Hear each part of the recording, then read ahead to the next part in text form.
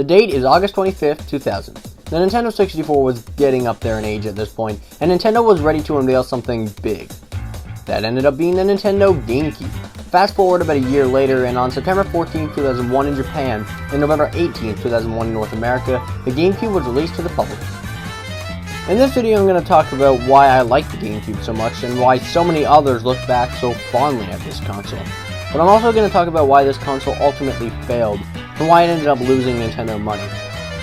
Now, don't get me wrong, I love the GameCube as much as the next Nintendo fan, but as with most consoles, it did have some flaws that we'll get into later.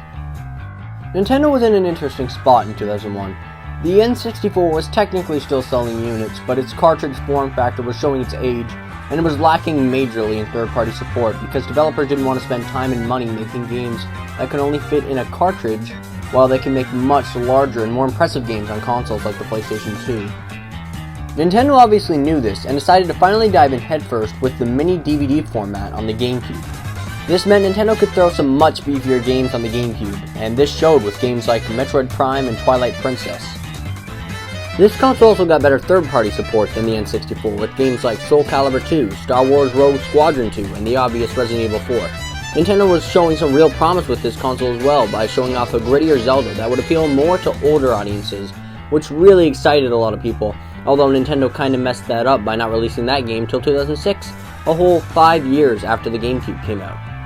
Although we did end up getting Wind Waker, and while it might not have been what most originally wanted, it turned out to be a phenomenal game. One of the reasons the GameCube is looked back on as so great is its game library, and taking a look at it, it's no wonder people love this console. I mean, the GameCube was packed full of fantastic first-party Nintendo games, and even getting a few new IPs. Obviously, when we think about popular GameCube games, one probably comes to mind for most of you, and that game is probably Super Smash Bros. Melee. I've actually never played Melee, so I don't have much to say about it, but I have played Brawl, Smash 4, and Ultimate, and the Super Smash Bros. Games are definitely solid fighting games with so much variety in them, and if you own a Nintendo console and have never played Smash and like fighting games, you definitely need to check them out. And I know Melee was a first for most in this series, so I have to give it credit for that. Other games that got large recognition on the GameCube were Super Mario Sunshine, Luigi's Mansion, Mario Kart Double Dash, and Metroid Prime. Getting into Metroid Prime, which I have played, this game I feel might have been a little unexpected for some. We hadn't seen a Metroid game in consoles since the SNES, and they were going all in with a first-person shooter style, which was something new and maybe a little frightening for some who were more used to the traditional Metroid experience. But this game turned out to be a breath of fresh air, breathing new life into what seemed to be a dying franchise.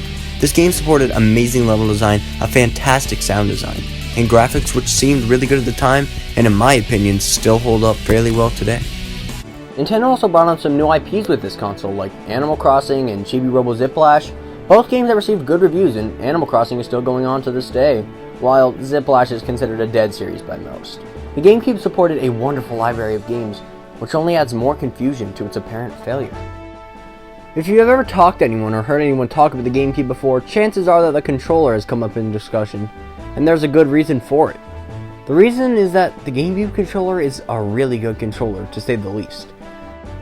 It has its buttons laid out to prioritize use. For example, in most games you'll be using the A button the most, so the biggest button is the A button. Next, you'll likely be using the B button, so that's the next largest. Then you have the smaller X and Y buttons for other uses. The Nintendo controller supports 2 sticks, which are fairly nice, but the C stick is a bit small, and the controller has 2 really nice feeling triggers, although it only has 1 shoulder button, which, although is odd, doesn't really affect the gaming experience all that much. There are some minor disadvantages, like a very small D-pad and unclickable sticks, but overall the controller is really nice. It doesn't feel cheap and has a comfortable grip design to make gaming all that more better. So putting all this into consideration, great games, great controller, fans who wanted all of this stuff, why did the GameCube fail? Well, here's the thing. Yes, the GameCube did have third-party support, and the third-party games it did have were good. It still heavily lacked in this department. You see, Nintendo opted for a mini DVD format, while Xbox and PS2 used full-size discs, which were much superior and could handle bigger games. Don't get me wrong, the GameCube was years better than the N64, but in some ways it still lacked compared to the competitors. And another big thing was DVD movies were on the rage in 2001. And guess what? The Xbox and PS2 were not only great game consoles, but also DVD players. The other consoles were just easier to develop for and had bigger markets. So obviously third-party developers want their games to sell as much as possible. So why go to the GameCube when you could sell much more on the other platforms? Looking back now, these issues aren't quite as bad.